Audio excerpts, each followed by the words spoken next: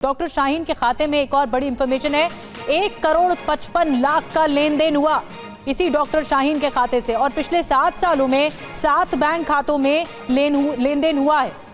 पैसा आया है और गया है। निजी और सरकारी बैंकों में शाहीन के खाते हैं। शाहीन के 3 खाते कानपुर में हैं, 2 लखनऊ में हैं और दिल्ली में भी हैं। तो आतंकी डॉक्टर शाहीन के बैंक खातों से बड़ा खेल चल रहा था। अब आपको बताते हैं कब कितना लेन देन हुआ है इसके खातों से। आपको बताते हैं पूरी हर साल कितना लेन देन हो रहा था। 2014 में 9 लाख का लेन देन हुआ है, 2015 में 6 लाख तक का लेन देन हुआ, 2016 में 11 लाख तक का लेन देन हुआ और फिर 2017 में 19 लाख, यानी हर साल ये रकम बढ़ती चली गई और फिर कुल मिलाकर 5 सालों में 1,55,00,000 तक का लेन देन हुआ था डॉक्टर शाहीन आतंकी के खाते से। ये लेन देन कैसे होता था, कहां जाता था, पैसा कहां से आ रहा था, कहां जा रहा था, ये सबसे बड़ी कड़ी होगी। जितेंद्र शर्मा और ज्यादा जानकारी के साथ हमारे साथ मौजूद हैं। जितेंद्र, सबसे बड़ा नेक्सस ये पता लगाना होगा पैसा कहां से आया, किसके आदेश पर, किसके निर्देश पर कहां से पैसा आया, कहां कहां गया, क्या क्या खरीदा गया, ये सब जांच का विषय। जी बिल्कुल, देखिए एनआईए जो इस वक्त तफ्तीश कर रही है वो दरअसल एक तो इस पूरे मॉड्यूल का विदेशी लिंक, यानी कि पाकिस्तान से इसका किस तरीके का लिंक था, जैश ए मोहम्मद के कौन कौन से कमांडर थे जिनसे ये जुड़े हुए थे। इसके अलावा टेरर फंडिंग, यानी कि इस ब्लास्ट के लिए, इस पूरी आतंकी घटना के लिए किस किस ने फंडिंग की, कहाँ से फंडिंग हुई, किस देश से कितना पैसा किसके अकाउंट में आया, ये सब कुछ अभी फिलहाल जाँच एजेंसियाँ तफ्तीश कर रही हैं।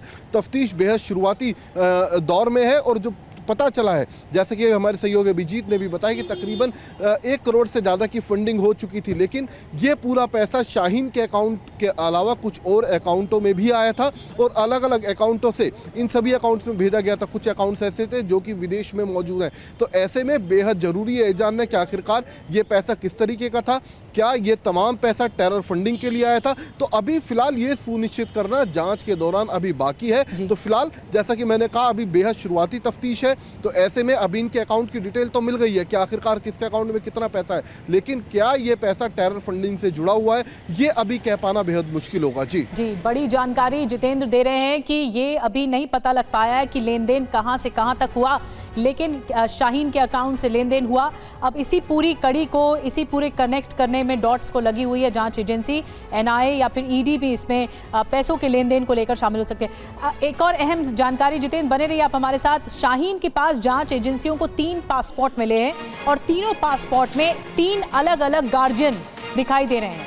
3 बार पाकिस्तान जा चुकी थी डॉक्टर शाहीन, 2013 में थाईलैंड भी गई थी शाहीन, ये जानकारी मिली है। 3 पासपोर्ट मिले इसके पास से।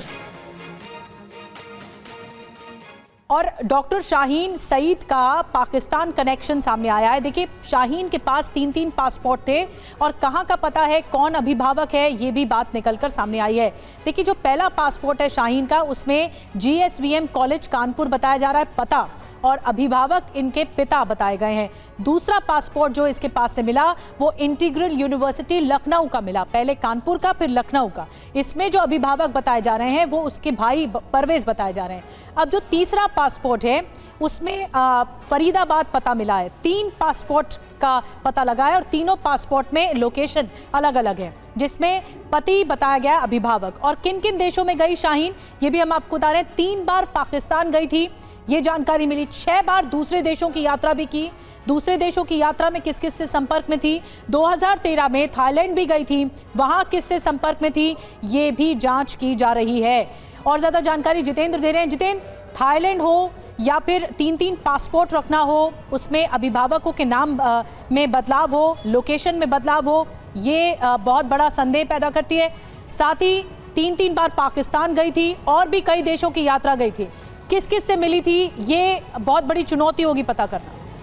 जी बिल्कुल निधि, देखिए सबसे बड़ी तफ्तीश यही है इस पूरे मामले के अंदर कि आखिरकार इनकी ट्रैवल हिस्ट्री किस तरीके की थी। अब तक जो तफ्तीश हुई, एक बात उसमें साफ हो चुकी है कि इस मॉड्यूल में जितने भी लोग थे, यानी कि जितने भी संदिग्ध थे, जितने आतंकी थे, सबका काम आपस में बटा हुआ था। डॉक्टर उमर जो कि खुद आत्मघाती था, यानी कि फिनाइन हमले में एक्सपर्ट था, बम बनाने का एक्सपर्ट था। इसके अलावा डॉक्टर शाहीन सईद, इसकी जिम्मेदारी थी फंड इकट्ठा करना। और अब तक की तफ्तीश में साफ हो पाए कि आखिरकार किस तरीके से जितनी भी विदेशी यात्रा थी उनमें से ज्यादातर फंडिंग के लिए की गई थी, यानी कि फंड इकट्ठा करने के लिए की गई थी। तीसरा मुजम्मिल, जो लगातार कमांडर्स के टच में था डॉक्टर उमर के साथ, और उसका भी मकसद यही था कि किसी भी सूरत में लोकेशंस की रेकी करना, जो उसके आकाओं ने उसको बताया है उन तमाम लोकेशंस की जानकारी अपने मॉड्यूल को देना और उसके हिसाब से बम बनाना और वहां पर विस्फोट किस तरीके से किया जाना है उसकी पूरी साजिश तैयार करना। तो कहा जा सकता है कि इस पूरे मॉड्यूल में जुड़े हर शख्स की अपनी अपनी एक जिम्मेदारी थी। जिस तरीके से आमिर, जो पहली गिरफ्तारी इस दिल्ली ब्लास्ट के अंदर हुई है, उसकी जिम्मेदारी लॉजिस्टिक प्रोवाइड करवाने की थी। उसको इस पूरे मॉड्यूल के अंदर रॉपिन किया था उसके भाई ने, जिसका नाम डॉक्टर उमर था, और उमर के कहने पर ही वो गाड़ियों की खरीद फरोख्त कर रहा था इस मॉड्यूल के लिए। तो यानी कि साजिश ये एकाएक तैयार नहीं की गई है, ये सालों पुरानी साजिश है। तकरीबन जांच एजेंसी को पता चला है कि साल 2012 से लगातार ये लोग ब्लास्ट करने की साजिश कर रहे थे। इसके लिए फंड इकट्ठा करना शुरू कर दिया था। इनके जो सोशल मीडिया अकाउंट है उनसे साफ हो पाए कि आखिरकार किस तरीके की जिहादी मानसिकता थी इनकी। साल 2012 से इस तरीके की पोस्ट ये सोशल मीडिया पर भी कर रहे थे। तो कहीं ना कहीं जांच एजेंसी अब जानना चाहती कि आखिरकार कब ये जैश के कमांडर से कनेक्ट हुए, कब इनको फंडिंग आई और किस तरीके से जो साजिश है वो इन्होंने कहाँ रची, किसके कहने पर रची और उसको अंजाम देने की बात किसने, यानी कि किसके नेतृत्व में की गई। जी बिल्कुल, आतंकी आमिर की पेशी के दौरान पटियाला हाउस कोर्ट से ही जितेंद्र में जानकारी दे रहे हैं। अब इस पेशी के दौरान कई अहम राज भी बेपर्दा होंगे, जांच एजेंसी जो सामने रखेगी, फिर रिमांड पर लेकर पूछताछ होगी। लेकिन अब तक 5 नाम सामने आ चुके हैं, doctor Muzammil, doctor Shaheen, doctor Umar, इसके अलावा आमिर जिसकी पेशी है, या फिर डॉक्टर अदील। इन 5 लोगों के आसपास ही जांच घूम रही है। अब और कितने डॉक्टर शामिल थे ये एक बड़ा सवाल है।